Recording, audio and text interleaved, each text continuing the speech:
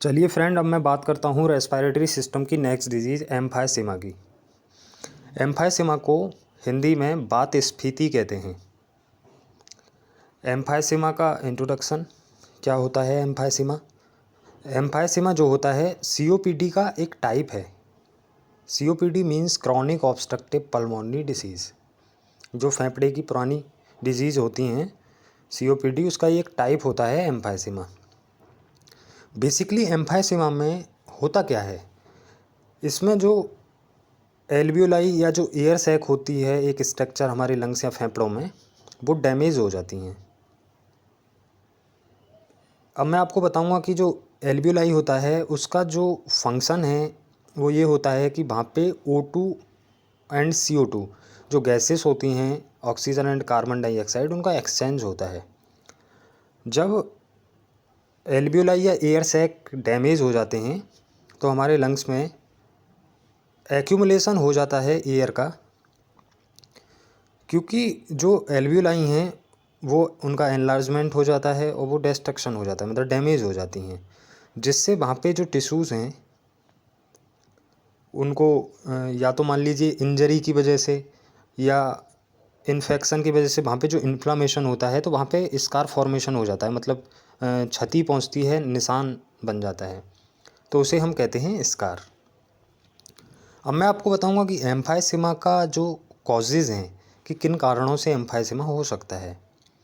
जो व्यक्ति cigarette smoking करते हैं, इसको तो मेन कॉज माना गया है।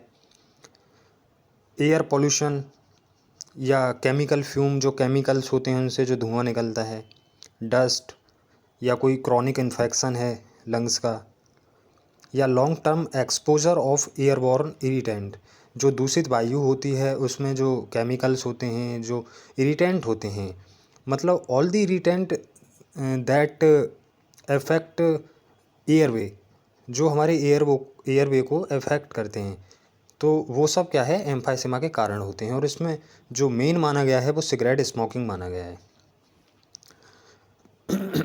मान लीजिए एम्फाइसीमा का जो पेशेंट है, तो आप उसको जब डायग्नोस करेंगे तो उसमें कौन कौन से लक्षण देखने को मिलेंगे। पेशेंट को क्रॉनिक कफ रहेगा, जो कि अर्ली साइन माना जाता है, पुरानी खांसी, वो भी लॉट ऑफ म्यूकस के साथ। पेशेंट को डिस्पनिया रहेगा, शॉर्टनेस ऑफ ब्रीथ, थोड़ा भी अगर वो फिजिकली कुछ भी मेहनत करता है तो उसका सांस फूलने लगता है। उसको फ्रीक्वेंटली लगातार लंग्स का इन्फेक्शन होगा। उसका जो एपेटाइट है, मतलब जो उसको भूख जो लगती है वो कम भूख लगेगी as compare a normal person. फिर जब वो खाना कम खाएगा तो उसका वेट लॉस भी होने लगता है ड्यू टू वीकनेस, फैटिग, थकावट होती है। और इसमें एक जो मोस्ट इम्पोर्टेंट फीचर है वो है साइनोसिस। साइनोसिस का मतलब होता है ब्लू डिस्कलरेशन। ये दो प्रकार का होता है, सेंट्रल और पेरिफेरल साइनोसिस। पेरिफेरल साइनोसिस में ये होता है कि स्किन का जो कलर है ब्लू हो जाता है, और सेंट्रल साइनोसिस में जैसे लिप्स हैं या टंग है या आइज़ है, तो वो आपको ब्लूइश डिस्कलरेशन मिलेगा। इसका रीज़न ये होता है कि जब ब्रीथिंग प्रॉब्लम होती है तो ऑक्सीजन की जो सप्लाई है बॉडी में कम हो जाती है, जिसके कारण साइनोसिस हो जाती है। एम्फाइसीमा के पेशेंट में आपको एंजाइटी देखने को मिलेगी, डिप्रेशन देखने को मिलेगा, इंसोम्निया, स्लीप प्रॉब्लम रहेगी उसे, क्योंकि ब्रीथिंग डिफ़िकल्टी होगी तो उसको जो है नींद भी अच्छे से नहीं आएगी। अब हम इसमें बात करेंगे कि हम कैसे इन्वेस्टिगेट करते हैं, कौन कौन से इन्वेस्टिगेशन हैं जो हम एम्फाइसीमा में कराते हैं। जैसे pulmonary function test, chest x-ray करा सकते हैं कि बाकी जो स्ट्रक्चर हैं उन्हें विजुलाइज करने के लिए कोई एबनॉर्मलिटी तो नहीं है। स्पुटम का एग्जामिनेशन कराते हैं, वहाँ से हमें ये पता लगता है कि किस प्रकार का माइक्रो ऑर्गेनिज्म है, कौन सा बैक्टीरिया है। आर्टीरियल ब्लड गैस करा सकते हैं, ईसीजी करा सकते हैं, हार्ट के लिए इलेक्ट्रोकार्डियोग्राफी। अब मैं लास्ट बात करूंगा कि एम्फाइसीमा के पेशेंट को हम कैसे मैनेजमेंट करते हैं। मान लिया आपकी ओपीडी में आता है तो उसको कैसे उसको ट्रीटमेंट देंगे।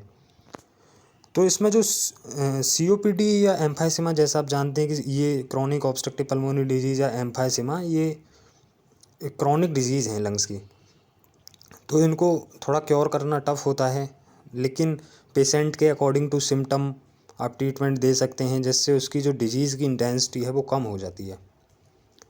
उसमें आप क्या क्या दे सकते हैं, जैसे एंटीबायोटिक दे सकते हैं, एजिथ्रोमाइसिन, सेफोडोक्सिम, एमोक्सिसिलिन, या पुराना है तो डॉक्सीसाइक्लिन दे सकते हैं। इससे इन्फेक्शन किल होता है। ब्रोंकोडायलेटर दे सकते हैं, जैसे सॉल्ब्यूटामॉल दे सकते हैं, टर्ब्यूटालाइन दे सकते हैं, क्योंकि उसमें क्या होता है, जो एम्फाइसेमा है, मतलब ब्रीथिंग प्रॉब्लम होगी तो एयरवे जो होता है थोड़ा सिकुड़ जाता है, टाइट हो जाता है, तो वहाँ की मसल को वाइडनिंग के लिए हम ब्रोंकोडायलेटर देते हैं, जिससे रेस्ट उसको जो ब्रीथिंग है उसमें आसानी हो सके। स्टेरॉइड दे सकते हैं, जैसे डेक्सामेथासोन, बीटामेथासोन, लेकिन स्टेरॉइड का हमारी बॉडी पे गलत इफ़ेक्ट पड़ता है, इसलिए इसको शॉर्ट ड्यूरेशन के लिए देते हैं, जैसे 3 दिन 5 दिन, जब एम्फाइसेमा का एक्यूट फेस होता है। पल्मोनरी रिहेबिलिटेशन करा सकते हैं। पल्मोनरी रिहेबिलिटेशन का मतलब होता है कि जैसे breathing exercise, weight lifting techniques या अदर फिजिकल एक्टिविटीज़, जिससे कि उसके जो फंक्शन हैं उनकी जो वर्किंग एफिकेसी है वो बढ़ जाती है। न्यूट्रिशनल थेरेपी, अच्छा न्यूट्रिशन देना, supplemental O2 oxygen according to need, और अदर सिम्टोमेटिक ट्रीटमेंट, जैसे कि अगर नेज़ल कंजेशन वगैरह है या छींक वगैरह ज़्यादा आती हैं तो एंटी एलर्जिक दे सकते हैं, सिट्राजीन, लेवोसिट्राजीन वगैरह। नेज़ल कंजेशन, नाक भी बंद रहती है तो उसको फिनाइलफ्राइन वगैरह दे सकते हैं। तो पेशेंट का हम सिम्टम के अकॉर्डिंग ट्रीटमेंट करते हैं। तो फ्रेंड्स, ये कुछ एम्फाइसेमा के बारे में था। अब हमारी जो नेक्स्ट डिजीज़ होगी उसको मैं नेक्स्ट वीडियो में बताऊंगा। Thank you.